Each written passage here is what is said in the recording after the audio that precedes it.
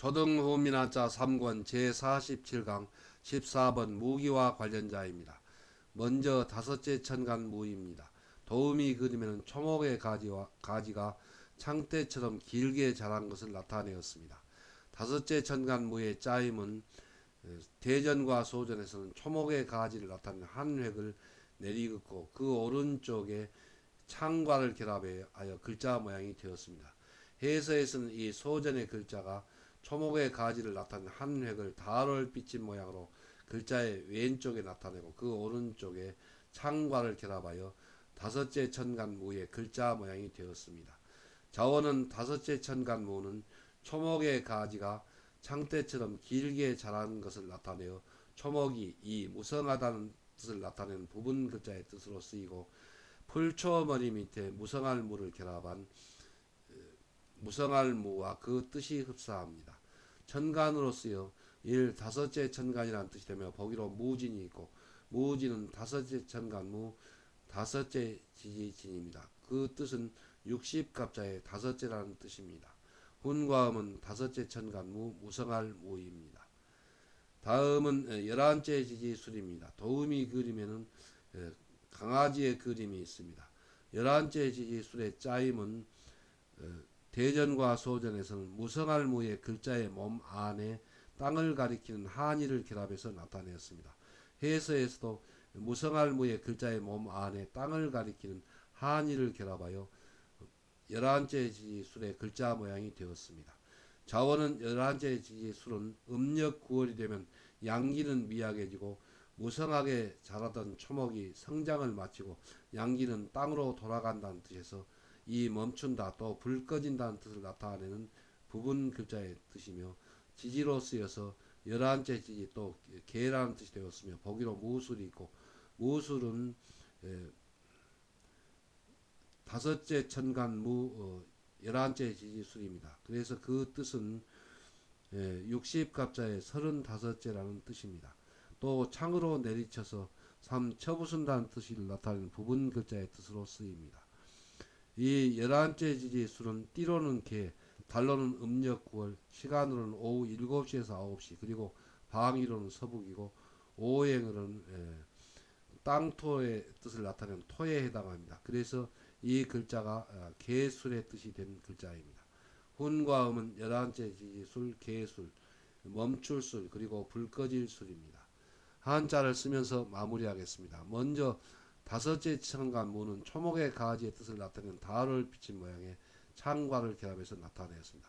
그래서 그 뜻은 초목의 가지가 창과 창대처럼 길게 자란다는 뜻을 나타내어서 초목이 무성하다는 뜻을 나타내서 무성할 무가 되었습니다. 그런데 이 글자가 천간으로 쓰여서 다섯째 천간무가 되었습니다. 그리고 무성할 무는 초목이 무성하다는 뜻에서 풀초머리 밑에 이 부분 글자의 뜻으로 쓰이는 무성할 무를 결합한 이 무성할 무가 현대에는 무성할 무의 뜻으로 쓰입니다. 다음은 11째 지지술 개술입니다. 11째 지지술 개술은 무성할 무의 그 글자의 몸 안에 땅을 가리키는 한이를 결합했습니다. 그래서 그 뜻은 음력 9월이 되면 양기는 미약해지고 무성하게 자라던 초목이 성장을 마치고 양기는 땅을 가리키는 한일입니다. 그래서 땅으로 돌아간다는 뜻에서 멈춘다 또 불 꺼진다는 뜻이 되었습니다.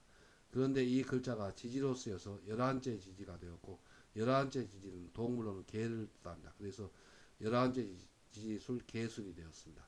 그래서 무성할 무의 글자의 몸 안에 땅을 가리키는 짧은 한이를 결합하면 11째 지지술 그리고 개술이 됩니다. 훈과 음은 11째 지지술 개술입니다.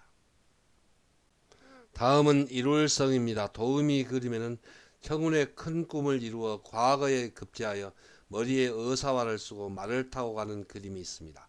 일월성의 자임은 대전과 소전에서는 무성할 무의 글자의 몸 안에 장정정을 결합해서 나타내었고 해서에서도 무성할 무의 글자의 몸 안에 이 장정정이 글자를 쓰기 편하도록 변형한 부분 글자를 결합하여 일월성의 글자 모양이 되었습니다. 자원은 이룰성은 나무가 무성하게 자라나듯이 어린이가 잘 자라나 장정이 되어 아이를 기른 어버이의 뜻을 이룬다. 또 완성한다는 뜻이며 보기로 성인이 있고 성인은 이룰성 사람이므로 그 뜻은 성년이 된 사람이라는 뜻입니다. 뜻을 이루어 이 성취한다는 뜻이 되며 보기로 성취가 있고 성취는 성취할 성 가질치입니다. 그 뜻은 목적한 바를 이룬다는 뜻입니다. 목적을 이루어 3. 마친다는 뜻이 되며 보기로 낙성이 있고 낙성에서 떨어질 낙은 비로소 낙입니다. 그리고 마칠 성입니다. 그 뜻은 건축 공사를 다 이루어 마친다는 뜻입니다. 훈과 음은 이룰 성, 완성할 성, 성취할 성, 마칠 성입니다. 다음은 성벽성입니다. 도움이 그리면 도읍의 둘레에 쌓아놓은 성벽의 그림이 있습니다. 성벽성의 짜임은 대전과 소전에서는 땅토변의 이룰성을 결합해서 나타내었고 해서에서는 국토의 뜻을 나타내는 땅토를 글자의 변에 나타내고 그 오른쪽에 이룰성을 결합하여 성벽성, 성성, 재성의 글자 모양이 되었습니다. 자원은 성벽성은 적의 침입으로부터 국토를 지키려고 요새가 되는 산등성이나 도읍의 둘레에 높은 담을 쌓아서 이루간 구조물이 이를 성벽, 성도, 재라는 뜻이 되며 보기로 도성이 있고 도성은 도읍도 성벽성, 성성, 재성입니다. 그래서 그 뜻은 서울인 도읍의 둘레에 쌓은 성이라는 뜻입니다. 훈과 음은 성벽성, 성성, 재성입니다.